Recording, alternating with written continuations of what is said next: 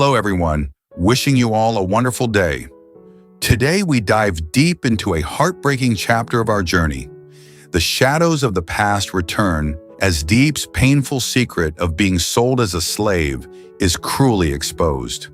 Can CEO James's love truly heal a soul shattered by such deep-seated shame?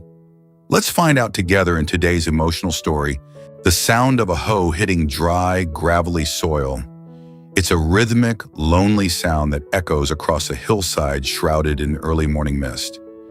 If you were standing there, you'd see Diep.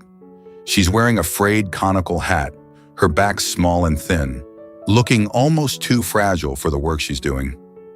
But she doesn't stop.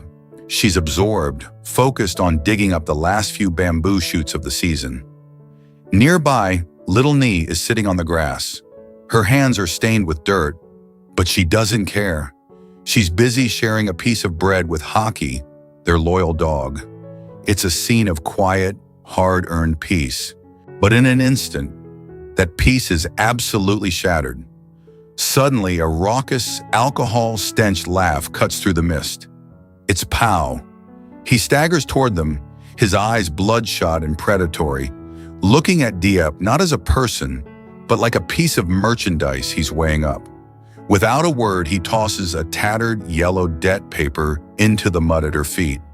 His voice is rasping, cruel, as he reminds her of the day she was sold, literally traded for the price of 2 buffaloes to cover a family debt. He sneers at her, shouting, "Even if you become a CEO's wife, your origin is still my slave." Those words hit Diep like a physical blow. It's like a knife piercing straight through her heart. In that moment, an intense wave of self-doubt surges through her. She looks down at her hands, rough, calloused, and caked in mountain soil. And then her gaze shifts to the foot of the hill. There, shimmering in the light, is James's luxury car. The contrast is too much. She feels like a stain on his world. She thinks to herself that she can't let her filthy, broken past ruin his glory. Panic and humiliation take over. In a total blur of emotion, Diep grabs Little Nee, abandons her basket of bamboo shoots, and runs. She doesn't look back. She runs headlong into the dark, dense forest, letting the sharp thorns tear at her skin, while Hockey's desperate barks echo behind them in the trees. Now cut to the executive office. It's a world of glass and steel, miles away from that mountain. James is in the middle of a high-stakes meeting when he suddenly bolts upright, knocking over an expensive cup of coffee. He's just received a call about Diep's disappearance. This is a man known for being a cold, calculating CEO. But right now, he doesn't care about the billion-dollar contract sitting on his desk. He tosses it aside without a second thought and rushes to his car. The drive is frantic. He's navigating treacherous, winding mountain roads, his eyes red with a mix of pure anxiety and rising rage. When he finally reaches the hillside and finds Diep's tattered hat lying in the dirt next to Pow's half-empty liquor bottle, something inside James just snaps. He finds Pow nearby, gloating over a few crumpled bills, and James loses it. He grabs him by the collar, a roar of pain and frustration escaping him. The forest rain starts to pour down now, heavy and cold.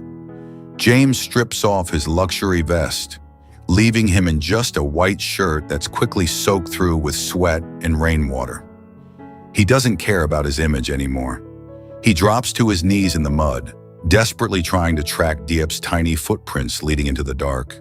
Hot tears stream down his face, the firm, stoic face of a man who has never bowed his head to anyone. He begins to scream her name into the night. It's a heartbreaking sound that mingles with the rolls of thunder and flashes of lightning. It's the sound of utter helplessness, watching the woman he loves flee from him.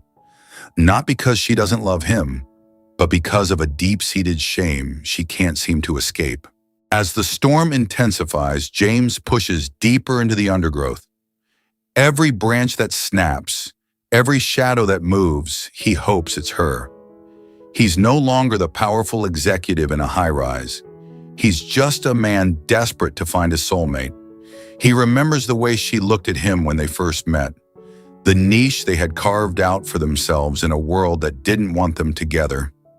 He realizes now that all the money and power in the world means nothing if he can't protect her from the ghosts of her past. The forest is unforgiving. The mud clings to his expensive shoes. The wind howls through the canopy, but James doesn't slow down.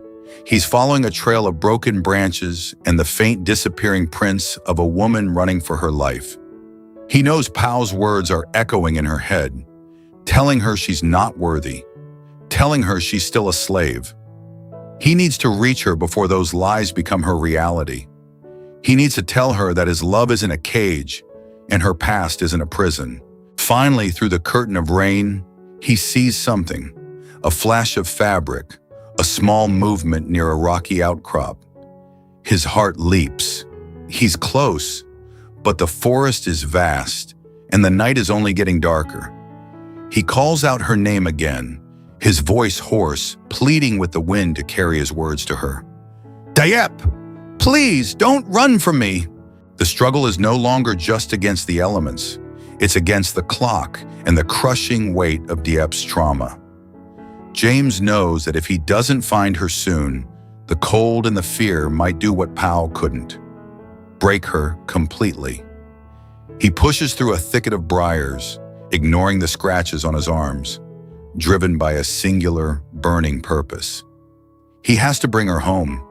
He has to show her that she is more than a debt paper, more than a price tag of 2 buffaloes. She is his everything, and he will tear this forest apart to find her. Finally, James spots them.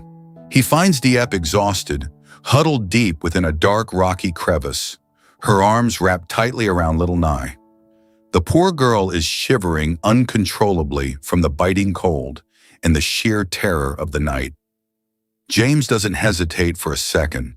He rushes over, stumbling through the uneven terrain, and pulls her into an embrace so tight it's as if he's afraid that if he loosens his grip even an inch, she might just vanish into thin air, like the mountain mist. In that moment, the power dynamics of their worlds don't matter. There's no CEO, no slave, just a man holding on to the only thing that gives his life meaning. Just then, the forest is flooded with light. The headlights of Mrs. Huyen's car cut through the darkness, illuminating a corner of the woods that had felt so desolate just moments before. The door opens, and out steps Mrs. Huyen. She's an elegant lady, her brilliant red coat standing in stark, beautiful contrast to the muddy gray scene around them. You might expect someone like her to be repulsed by the filth, but she doesn't show a hint of disgust. Instead, she hurries over, ignoring the mud ruining her expensive clothes, and kneels right there in the dirt. She reaches out and gathers both Diep and Nye into her arms. Mrs. Huyen is weeping, not out of pity, but out of pure, raw empathy. The tears flow down her kind face as she whispers words that change everything for Diep. "My child, the past is not at fault. The fault lies with those who hurt you. From now on, I will be your sky." It's a powerful moment. That embrace acts like a magical medicine, instantly shattering the heavy, rusted chains of self-doubt that had been binding Diep's soul for years. For the first time, Diep lets go. She sobs, but they aren't the tears of a victim anymore. For the first time in her life, she feels like she truly belongs. She's found a family where social classes don't exist. A niche where there's only pure, unconditional love to soothe her old bleeding scars. Later that night, the scene shifts to a small, humble shack in the forest. It's a simple place, but tonight it feels warmer and more inviting than any 5-star hotel. And here's the sight you wouldn't believe. James, the high-powered CEO who's used to the finest luxury cutlery and world-class service, is hunched over a wood stove. He's clumsily trying to light a fire, his movements awkward but determined. The thick kitchen smoke begins to stain his handsome face, and his hands are smeared with black charcoal.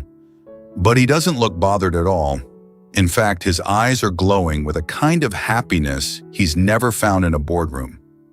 He's focused on one thing, a steaming bowl of porridge he's just finished cooking for Diep. It's not a gourmet meal, but to him, it's the most important thing he's ever created. After they finish the simple meal, James sits down beside her. He pulls out a copy of How to Win Friends and Influence People and opens it up.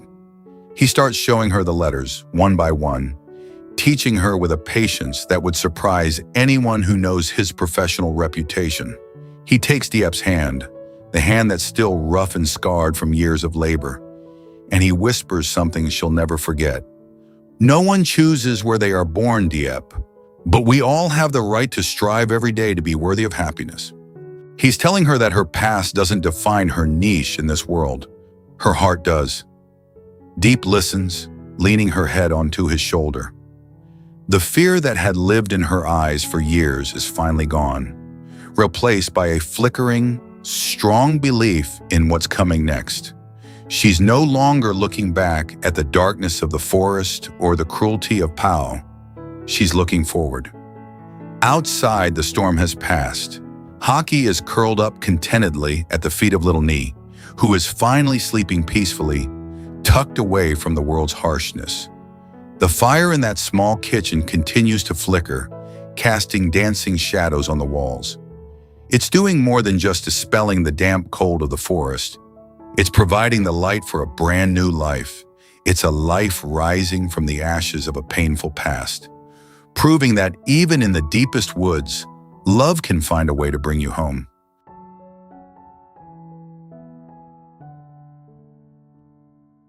Giữa buổi sáng yên bình trên sườn núi, quá khứ đau đớn của Diệp bất ngờ bị Pao phơi bày khi hắn lại việc cô từng bị bán để trả nợ. Nỗi nhục khiến cô hoảng loạn, ôm bé Nhi bỏ chạy vào vườn, tin rằng mình không xứng đáng với cuộc sống bên trên. Khi tin cô mất tích, James lập tức bỏ dở công việc, lao vào cơn mưa kiếm tiền. Anh lần theo dấu vết trong tuyệt vọng, quyết tâm cứu người mình yêu khỏi bóng ma quá khứ. Cuối cùng anh tìm thấy Diệp trong hang đá lạnh lẽo và ôm cô thật chặt. Sự xuất hiện của bà Huyền với lời an ủi đầy yêu thương đã xóa tan mặc cảm trong lòng Diệp. Đêm đó trong căn nhà nhỏ, James chăm sóc và dạy cô từng con chữ, khẳng định rằng quá khứ không quyết định giá trị của cô, chỉ có tình yêu mới dẫn lối tương lai.